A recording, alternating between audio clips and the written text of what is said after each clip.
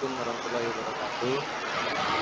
Waalaikumsalam. Di sini saya akan menjelaskan tentang keamanan jaringan komputer. Konsep dasar keamanan jaringan komputer yaitu proses untuk mencegah dan mengimplementasi penggunaan yang tidak sah dari jaringan komputer.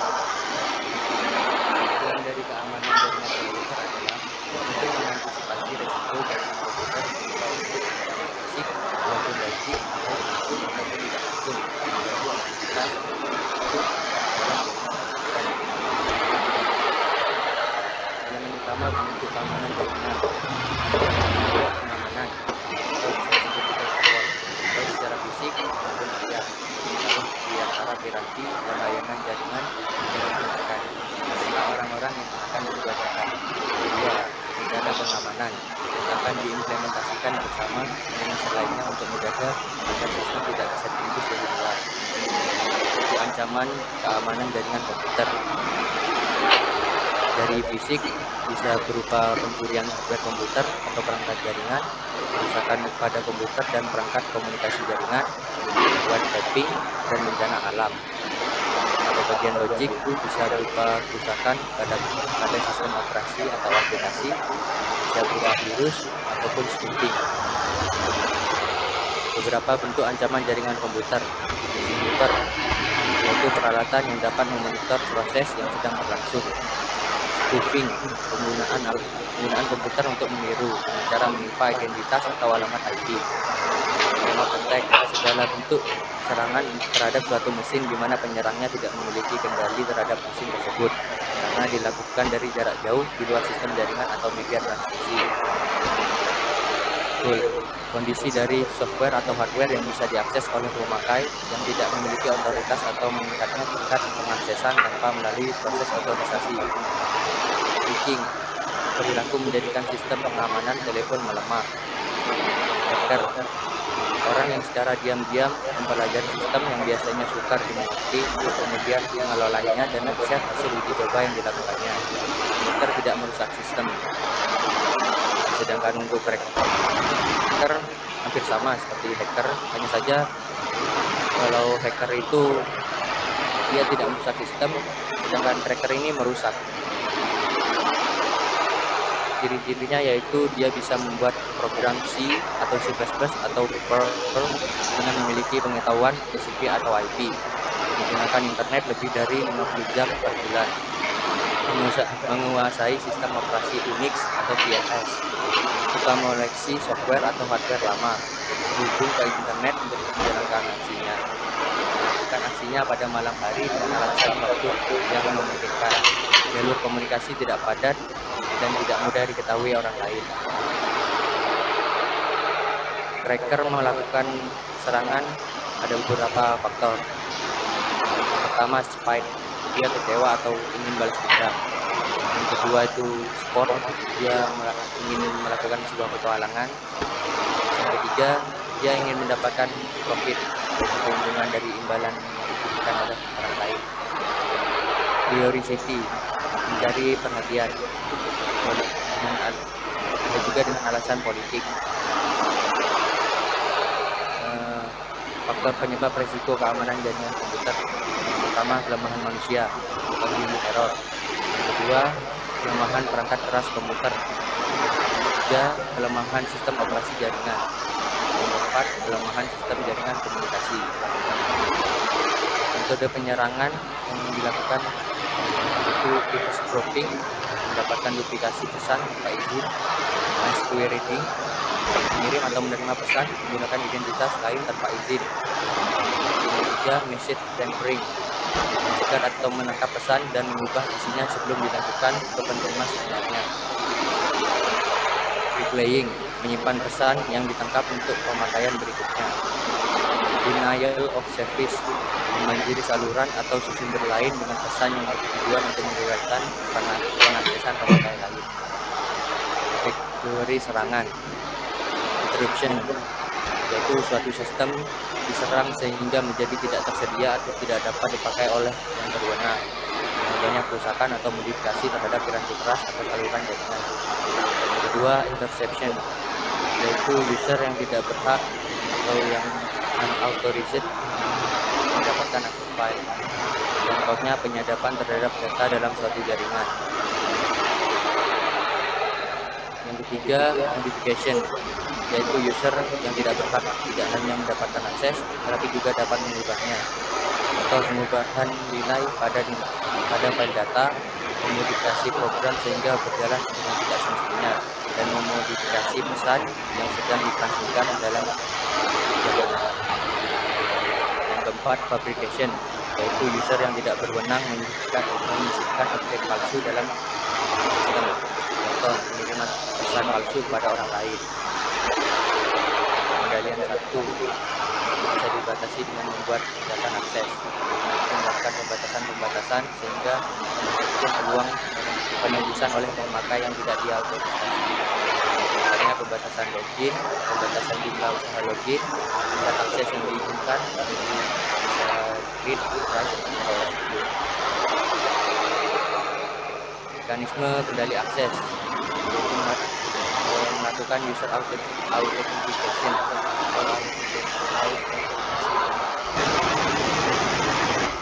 itu masalah identifikasi pemakai ketika login. Jadi autentikasi didasarkan pada 3 cara. Yang pertama, sesuatu yang diketahui pemakai, misalnya password atau kombinasi kunci dengan ciri dua dan sesuatu yang ingin dimiliki pemakai, misalnya badge, identitas, kunci, dan sebagainya.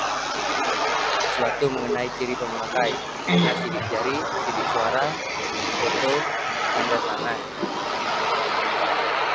Yang ketiga, waspada terhadap rekayasa sosial, itu sebagai eksekutif yang tidak berhasil mengakses dengan menghubungi administrator via telepon atau fax.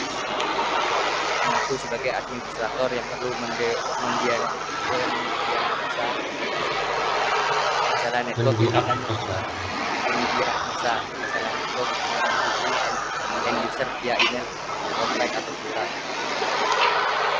Mengaku sebagai petugas keamanan e-commerce yang menghubungi customer yang telah bertransaksi untuk mengulang kembali transaksinya di form yang disediakan olehnya. Pencurian surat atau password, penguapan dan kekerasan, membedakan sumber daya internal dan eksternal, memanfaatkan teknologi firewall yang memisahkan network internal dan network eksternal dengan sistem autentikasi user. Sistem autentikasi user adalah proses penentuan identitas dari seseorang yang sebenarnya diperlukan untuk menjaga keutuhan atau integriti dan keamanan atau security data. Upaya pengamanan proteksi password. Upaya yang lebih mengamankan proteksi password antara lain menambahkan string pendek dan string password yang dapat diberikan pemakai sehingga mencapai password setiap password password atau WPP. User harus mengganti password secara teratur.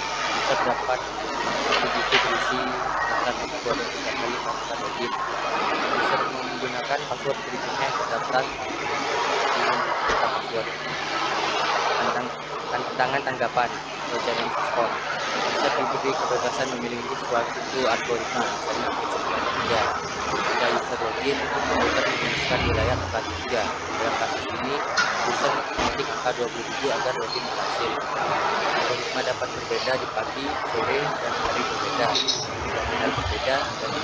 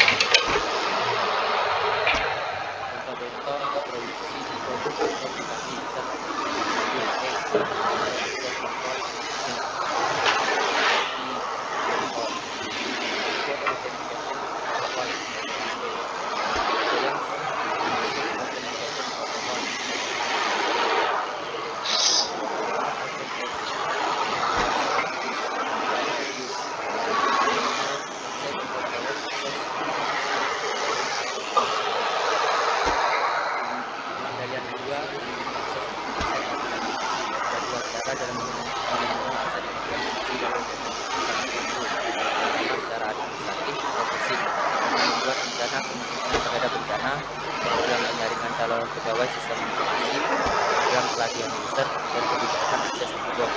Yang kedua, secara teknis dengan menerapkan firewall dan membentuk VPN.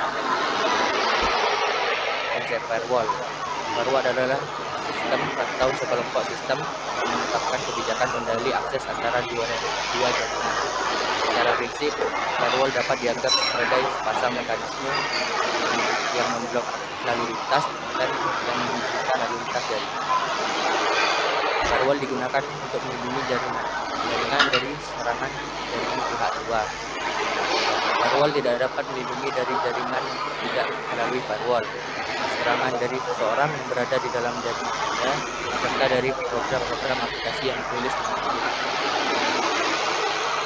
Secara konseptual, terdapat dua macam firewall, yaitu network level dan application level. Network level didasarkan pada keputusan mereka pada alamat sumber, alamat dibuat, dan port yang terdapat dalam setiap paket IP. Application level biasanya adalah host yang berjalan sebagai proxy server yang tidak mengizinkan lalu lintas antar jaringan dan melakukan logging atau audusing yang dilaluinya. Istilah firewall yaitu host suatu sistem komputer yang terhubung pada suatu network. Bastion network, bastion host yaitu sistem komputer yang harus memiliki tingkat sekuritas yang tinggi. Mengapa? Karena sistem ini rawan sekali terhadap serangan hacker dan cracker. Biasanya mesin ini diekspos ke network luar atau internet dan merupakan titik kontak utama para user dari internal network. Paket filtering, aksi dari suatu alat atau device untuk mengatur secara selektif alur data yang melintasi suatu network. Kedua, dapat memblok atau memperbolehkan suatu paket data yang melintasi network tersebut sesuai dengan kebijaksanaan alur data yang digunakan. Basic Entry Policy. Perimeter Network atau DMZ, Demilitarized Zone, yaitu suatu network tambahan yang terdapat di antara network yang dilindungi dengan network eksternal untuk menyediakan layer tambahan dari suatu sistem keamanan. Perlindungan dari firewall, fokus dari segala keputusan sekuritas karena merupakan satu titik tempat tujuan masuknya traffic internet pada suatu jaringan. Dapat menerapkan suatu kebijaksanaan sekuritas. Tidak semua device di internet aman digunakan, sehingga firewall berfungsi sebagai penjaga untuk mengawasi servis-servis mana yang dapat digunakan untuk mengerti dan meninggalkan suatu network. Dapat mencatat segala aktivitas yang berkaitan dengan alur data secara efisien. Dapat digunakan untuk membatasi penggunaan sumber daya informasi. Klasifikasi desain firewall. Pertama, paket filtering. Dalam sistem paket filtering atau screening router, yaitu router yang melakukan routing paket antara internal dan eksternal network secara selektif sesuai dengan security policy yang digunakan pada network tersebut. Informasi yang digunakan untuk menyeleksi paket-paket tersebut adalah IP address asal, IP address tujuan, protokol yaitu TCP atau UDP atau TCP, port TCP atau UDP asal, port TCP atau UDP tujuan. Ini merupakan topologi dari paket filtering router. Artinya contoh routing paket selektif yang dilakukan oleh screening router. Semua koneksi dari luar sistem yang menuju internal network diblokade kecuali untuk koneksi SMTP. Memperbolehkan servis email dan FTP, tetapi memblok servis-servis yang berbahaya seperti FTP, Windows, RPC, dan Air Service, yaitu AirLogin, SH, RDP, dan lain-lain. Keuntungan dari paket filtering atau screening router yaitu bersifat transparan dan implementasinya relatif lebih murah dibandingkan metode firewall yang lain. Kekurangannya yaitu tingkat keamanannya masih rendah, masih memungkinkan adanya IP spoofing, tidak ada screening pada layer di atas network. application level gateway atau proxy service. Proxy merupakan perantara antara internal network dan external network atau internet. Proxy service merupakan aplikasi spesifik atau firewall. Program ini mengambil user request untuk internal service seperti FTP, Telnet, HTTP, dan meneruskannya bergantung pada security policy atau host yang dituju. Ini topologi application level gateway. Keuntungan dari sistem proxy, tingkat keamanannya lebih baik daripada screening router. Deteksi paket yang dilakukan sampai pada layer aplikasi. Kekurangannya, performansi lebih rendah daripada screening router karena terjadi penambahan header pada paket yang dikirim. Aplikasi yang disupport oleh proxy ini terbatas. Sistem ini kurang Circuit level gateway. Circuit level gateway merupakan sistem yang berdiri sendiri atau fungsi khusus yang terbentuk dari tipe application level gateway. Tipe ini tidak mengizinkan koneksi TCP NDN atau maksud. Ini topologi dari circuit level gateway. Cara kerja circuit level gateway adalah gateway akan mengatur kedua hubungan TCP tersebut, satu antara dirinya TCP pada beberapa hubungan host, serta satu lagi antara dirinya dengan TCP hubungan luar atau offset host. Saat dua buah hubungan terlaksana, gateway akan menyalurkan TCP backend dari satu hubungan ke lainnya tanpa memeriksa isinya. Fungsi pengamanannya terletak pada penentuan hubungan mana yang diizinkan. Arsitektur dasar firewall. Arsitektur dual lane host atau dual gateway atau DHG. Sistem DHG menggunakan sebuah komputer yang paling sedikit dua network interface. Interface pertama dihubungkan dengan jaringan internal dan yang lainnya dengan internet. Dual host berfungsi sebagai basenet host atau front terdepan bagian terpenting dalam firewall. Mengerti topologi ini seperti ini. Screen host firewall system.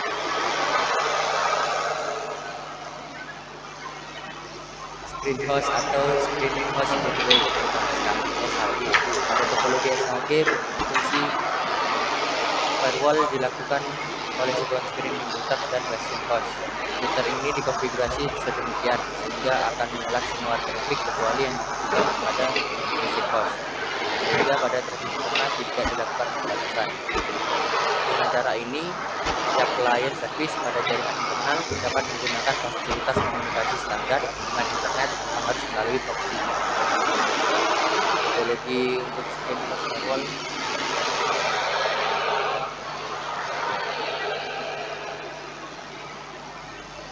Screen subnet atau screen subnet gateway SSG.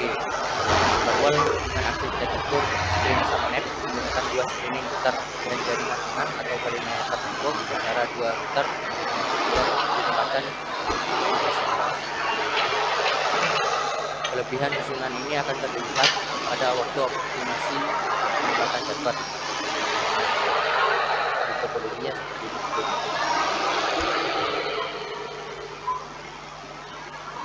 Konsep VPN.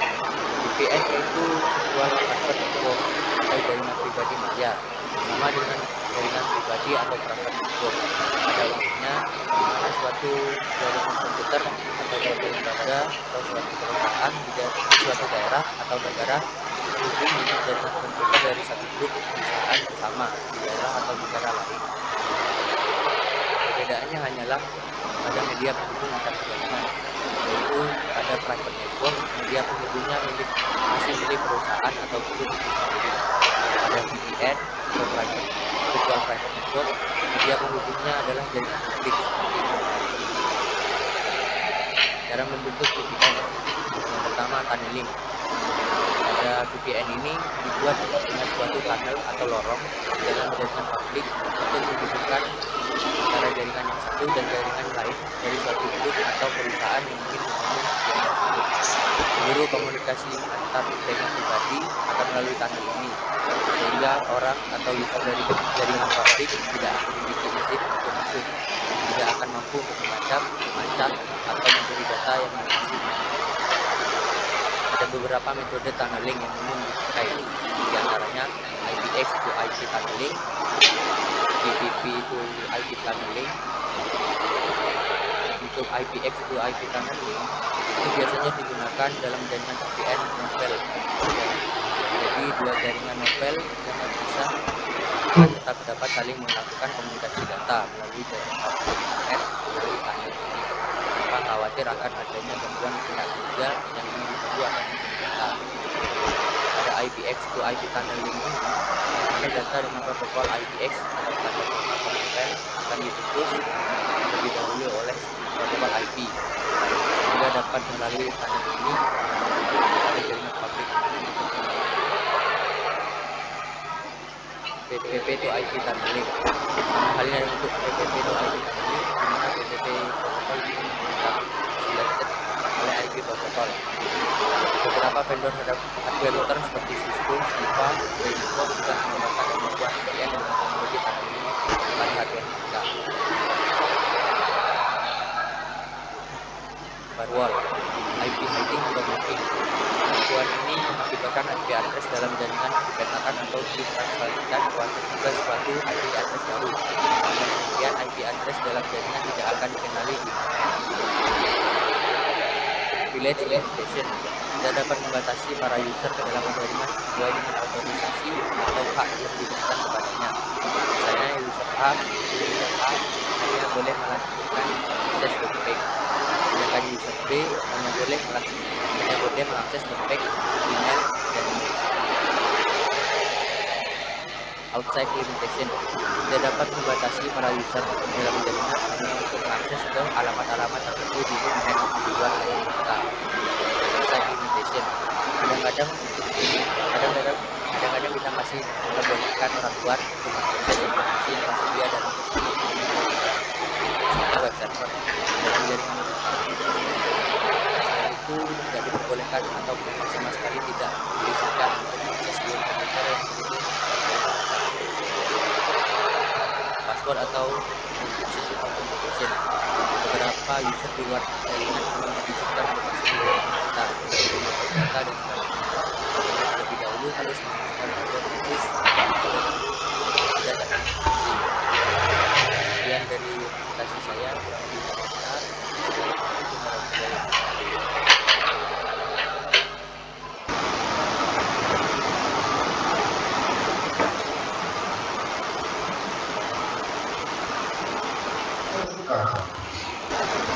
Lengkap sekali, dibahas semua.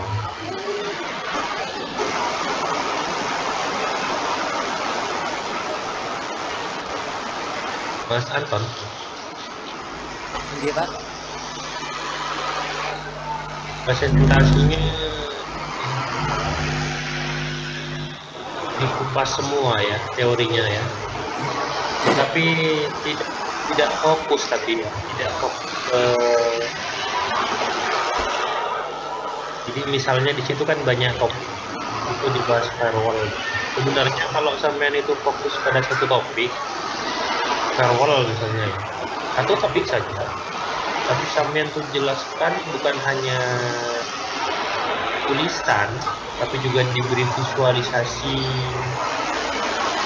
visualisasi gambar atau video, itu lebih menarik ya. Bentar, saya coba.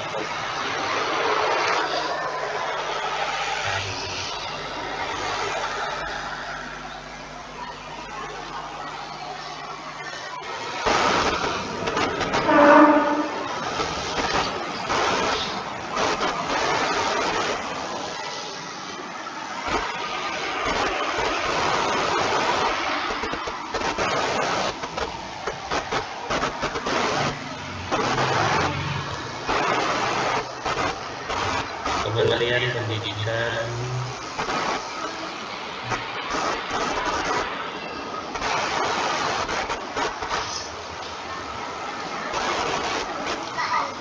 sebentar, saya izin share screen ya. Saya buka di YouTube.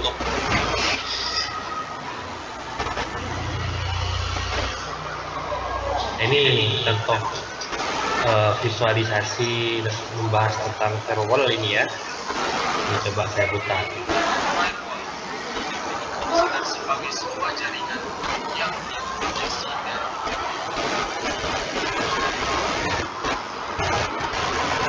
Selain firewall adalah sebuah komputer yang memproteksi jaringan dari jaringan yang tidak diinginkan. Sangat rentan dilakukan dengan jaringan dengan melakukan label tersebut.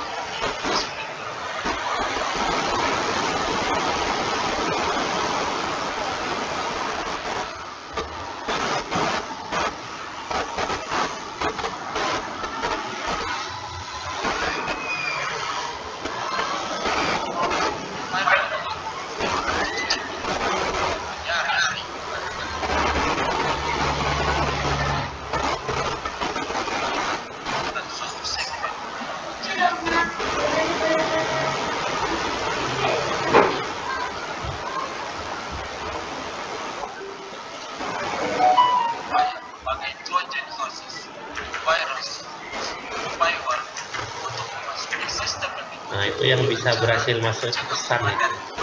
Nah, kalau yang ini virus ini. Nah, itu fungsinya firewall ya.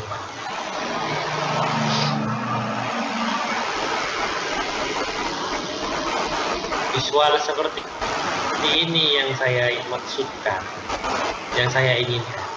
Sehingga ketika kalian itu membahas satu topik saja, firewall, tapi kalian visualisasi dengan baik, maka itu akan memudahkan audiens, di mana audiens itu adalah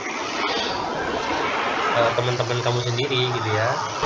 Apalagi teman-teman kamu itu tidak terlalu memahami tentang jaringan, itu akan lebih mudah memahami, oh begitu firewall gitu ya. Kalau dalam implementasinya firewall itu, jadi misalnya gini, kalian itu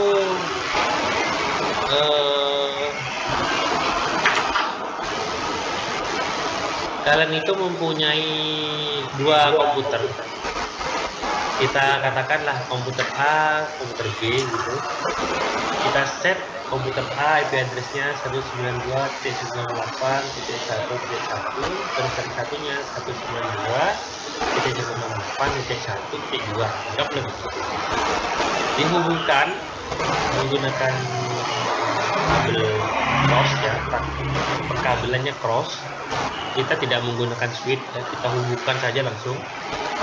Jadi perkabelannya menggunakan cross. Kemudian kita coba aktifkan firewall pada komputer B. Sementara komputer A, firewall kita matikan.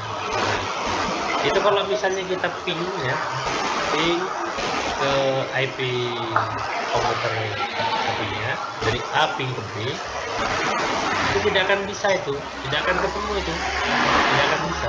Tapi kalau komputer B ping ke A itu bisa. Kenapa? Karena firewallnya sudah.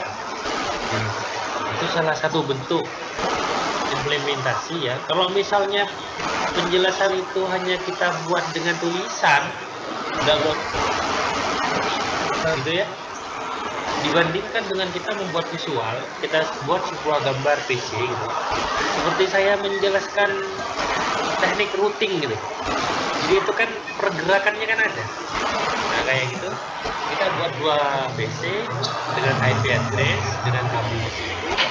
Kita simulasikan ping begini, ping begitu, bagaimana firewall diaktifkan, dan kita tampilkan video cara kerja firewall, dilakukan filter gitu ya.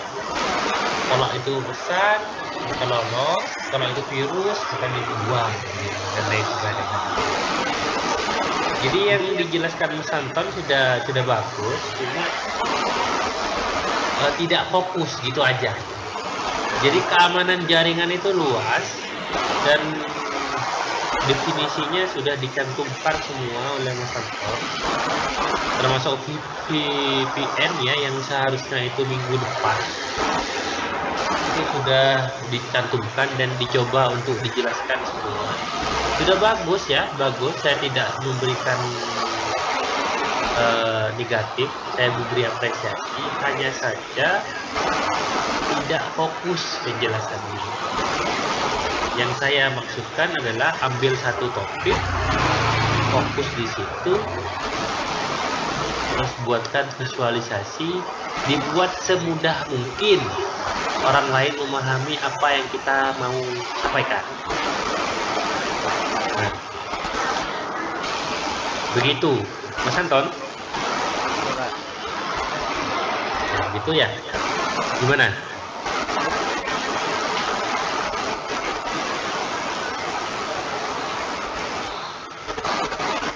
Nah, sekarang untuk ini silahkan ya, silahkan ini saya buat tugas individu saja ya, buat tugas individu saja. Saya bebaskan itu kalian mengambil topik apa. Topik itu banyak ya, topik itu banyak. Jadi misalnya satu mahasiswa itu membahas tentang denial of service misalnya, itu aja, tidak usah kemana-mana. Kalian siapkan sudah visualisasinya dengan baik, kalian paham maksudnya ya, kalian paham cara kerjanya tentang DOS itu. Jadi terus kalian coba visualisasi sebaik mungkin di dalam slide presentasi, kemudian kalian demonstrasikan dan kalian record itu menjadi sebuah video. Nggak usah lama-lama ya, nggak usah lama-lama. Kalau kalian sampai membutuhkan waktu 5 menit, saya rasa itu lama ya. Kalau cuma satu topik tentang DOS, paling rendah 2-3 menit lah. Kemas ya, dikemas 2-3 menit membahas tentang satu topik. Contoh tadi kan tentang firewall itu hanya 2 menit sekian itu. Kayak gitu saja. Kami langsung tahu, oh firewall cara kerjanya gitu ya. Oh iya, tanpa banyak menjelaskan ya. Tanpa audien tidak perlu membaca tulisan juga, karena kan dijelaskan kan, sambil dijelaskan sama orangnya, sambil visualisasinya berjalan. Nah, itu silahkan saya beri kalian tugas itu sekarang, silahkan dikerjakan sekarang. Ada 2 waktu yang saya siapkan untuk mengumpulkan tugas. Kalau kalian bisa mengumpulkan tugas besok sama besok lusa gitu. Jadi kalau kalian mengumpulkan tugas besok dengan besok lusa itu nilainya lain. Kecuali Mas Anton ya. Mas Anton kan tidak perlu lagi Mas Anton itu sudah. Mas Anton kan sudah mengambil kesempatan presentasi di sini. Kalau misalnya Mas Anton ingin memperbaiki, tidak apa-apa, saya persilakan juga. Tapi seandainya tidak juga tidak apa-apa. Ini khusus yang lain.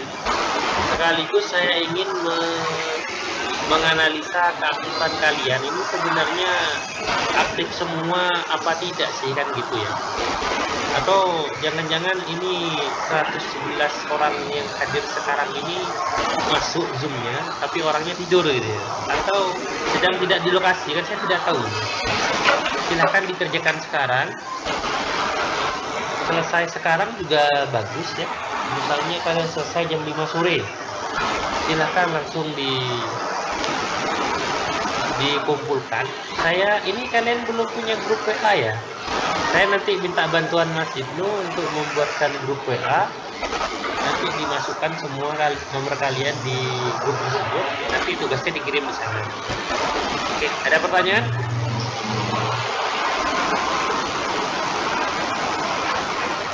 Izin bertanya, Pak. Ya. Untuk pengumpulan tugasnya itu gimana, Pak, nanti? Dan bentuk tugasnya itu seperti apa? Oke.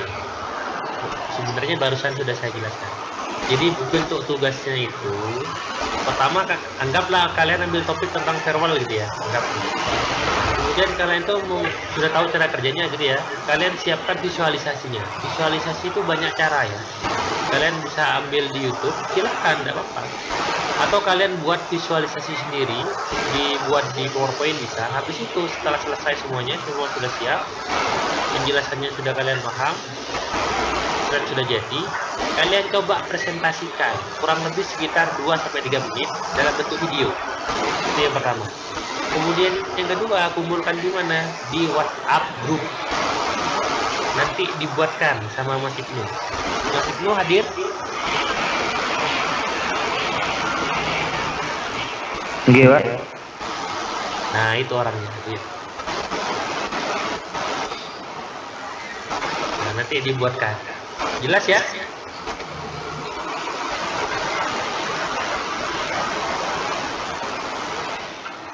Siap. Ada lagi pertanyaan? Kalau sudah tidak ada, silakan langsung dikerjakan.